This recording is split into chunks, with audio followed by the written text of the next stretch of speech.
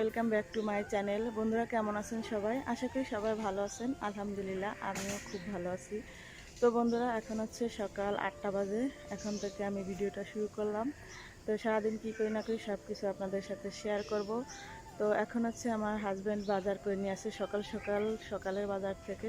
তো কী বাজার করে নিয়ে আসে সব কিছু আপনাদের সাথে শেয়ার করব। তো সাথে থাকুন, দেখতে থাকুন। তো এই হচ্ছে লাল শাক, এই হচ্ছে মুরগি,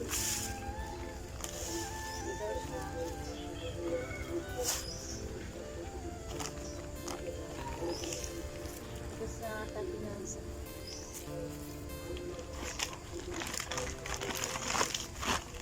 ফুলকপি,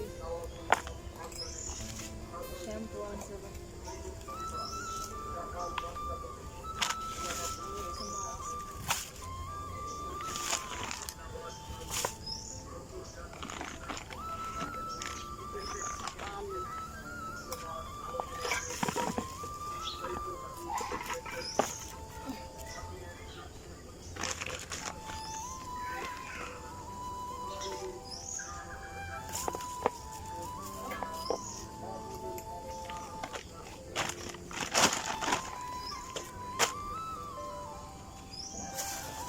হচ্ছে ডিমের পাতা,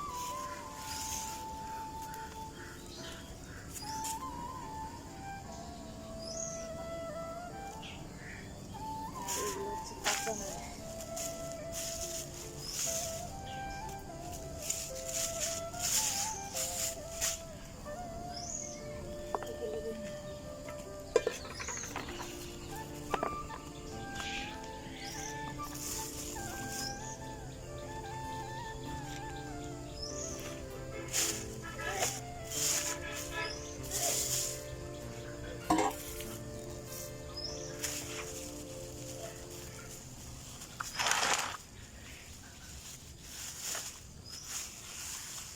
তাজা একবারে।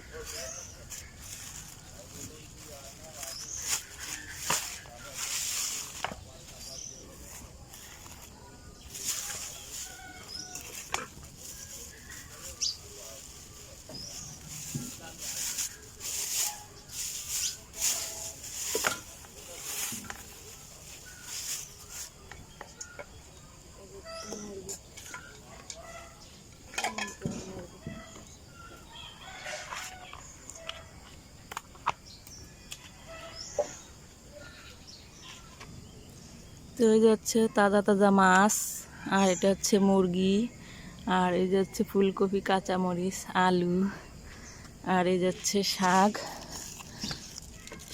আনছে, লাল শাক, আর হচ্ছে ধনের পাতা, আর এটা হচ্ছে আটা আনছে, 2 কেজি আটা আনছে, কারণ সকালে নাস্তা বানানোর জন্য আটা নেই। তো এখন হচ্ছে আমি মাছগুলো কেটে নিব। তো এটা হচ্ছে সিলভার কাপ মাছ। এই মাছটা আমি বেশি খাই না, তো তাজা তাজা দেখে পরে আনছে, শখের বিষয়। তো বড় এই মাছটা হচ্ছে বড় মাছ ভালো লাগে, ছোটোগুলো আবার ভালো লাগে না, তো বড় দেখেই আনছে। তো এখন মাছগুলো আমি কেটে নিই, সবগুলো মাছ।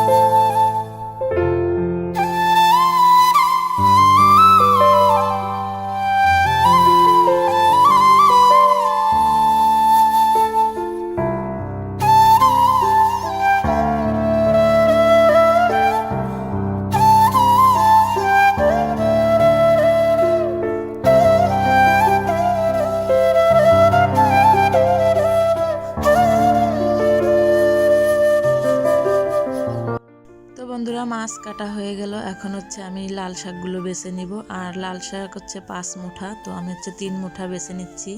আর 2 মুঠা হচ্ছে ফ্রিজে রেখে দিব, কারণ এত শাক রান্না করলে খাওয়া হবে না, আমরা 2 জন আর কি খাবো। আর বাচ্চারা তো এটা খাবে না, ওরা হচ্ছে মাংস খাবে। তো এই যে দেখেন সব কিছু রেডি করছি ধুয়ে। তো মাছগুলো যে কেটে ধুয়ে নিছি, পানি জড়াতে দিছি, তারপর হচ্ছে ফ্রিজে রেখে দিব। আর এই যে হচ্ছে মুরগির মাংসগুলো ধুয়ে রেখে দিছি। আর এই যে হচ্ছে লাল শাক ধুয়ে জালিতে রেখে দিছি, পানিটা ঝরলে তারপর হচ্ছে ভাজি করব। তো এই যে সব কিছু কেটে কুটে রেডি করছি, এখন হচ্ছে এগুলো সব ফ্রিজে রেখে দেবো। আর শাক আর মুরগি রান্না করব, তো সেইগুলো হচ্ছে আলাদা রেখে দেবো। তো এখন হচ্ছে যে লাল শাকটা আমি কড়াইতে বসাই দিছি, আগে হচ্ছে সেদ্ধ করে ভাপ দিয়ে আর কি পানিটা ঝরাইয়ে তারপর হচ্ছে বাগার দিব। তো ওই যে সেদ্ধ হয়ে গেছে, এখন হচ্ছে আমি পেঁয়াজটা আর রসুনটা ভেজে তারপর হচ্ছে শাকগুলো দিয়ে দিব। তো এই যে দেখেন পেঁয়াজ ভাজা হয়ে গেছে, এখন হচ্ছে যে শাকগুলো দিয়ে দিলাম, আগে থেকে সেদ্ধ করে রাখা শাক। তো এই যে দিয়ে ভালো করে একটু নাড়াচাড়া দিয়ে ভাজা ভাজা করে তারপর হচ্ছে নামাই নিব। তো শাক ভাজি হয়ে গেছে, এখন হচ্ছে আমি মুরগির মাংসটা বসাই দিব। তো প্রথমে পেঁয়াজ ভেজে নিচ্ছি, পেঁয়াজ আর তেজপাতা, এলাচি, দারচিনি এগুলো দিয়ে ভেজে নিলাম। এখন হচ্ছে এই যে মশলাগুলো দিয়ে তারপর হচ্ছে ভালো করে মশলাগুলো কষাই নিব।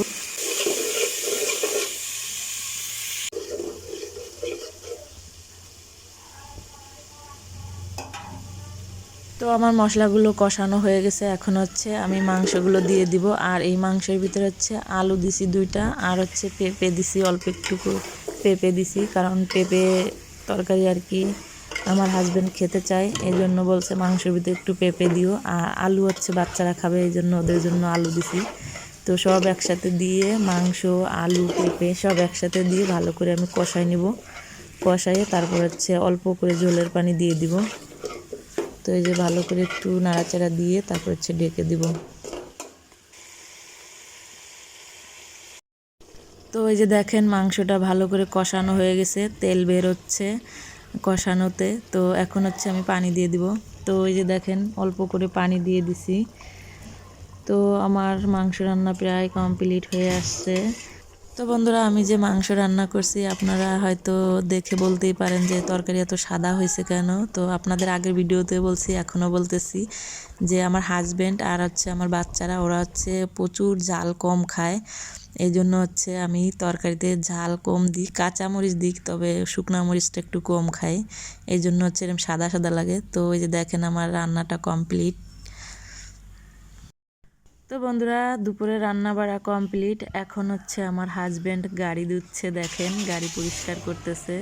তো আমরা হচ্ছে বিকেলে একটু বেরোবো, এর জন্য হচ্ছে গাড়িটা পরিষ্কার করতেছে গোসলের আগে। তারপর হচ্ছে শুক্রবারের দিন তো নামাজ পড়তে যাবে, এই জন্য তাড়াতাড়ি গাড়িটা পরিষ্কার করে নিচ্ছে। তো বন্ধুরা, এই যে দেখেন সিফায়েতের বাবা সিফায়েতের জন্য আপেল কিনে নিয়ে আসছে। তো প্রায় মিষ্টি কিনে আনে, তো আমি মানা করাতে এখন আর মিষ্টি আনে নাই, আজকে হচ্ছে আপেল কিনে নিয়ে আসছে। তো তাও ভালো, আপেলটাও ভালো, কিন্তু অত মিষ্টি বাচ্চা মানুষ খেলে ডায়াবেটিস হয়ে যাবে, আমার ভয় লাগে। আর আমরা তো মিষ্টি পছন্দই করি না, কিন্তু আমার ছেলেটা প্রচুর মিষ্টি পছন্দ করে। তো আপেলগুলো হচ্ছে আমি ধুয়ে রেখে দিব, কারণ হচ্ছে এই আপেল এভাবেই যদি ফ্রিজে রেখে দিই, আমার ছেলে অনেক দুষ্টু, ওখান থেকে একটা একটা নিয়ে খাওয়া শুরু করে দেয়, আপেলগুলো ধুয়েও খায় না। এই জন্য হচ্ছে আমি ধুয়ে রেখে দিব, এখন ও নিয়ে খেলে আর কি কোনো সমস্যা হবে না, কারণ আপেলে অনেক জীবাণু থাকতে পারে, এই জন্য। তো এই যে সব ধুয়ে আমি রেখে দিচ্ছি। তো বন্ধুরা, আমার এই ছোট্ট ভিডিওটা আপনাদের কাছে কেমন লাগলো অবশ্যই কমেন্টে জানাবেন। আর ভিডিওর ভিতরে যদি কোনো অংশে ভালো লেগে থাকে তাহলে লাইক, কমেন্ট, শেয়ার এবং সাবস্ক্রাইব করে আমার পাশে থাকবেন। আল্লাহ হাফেজ।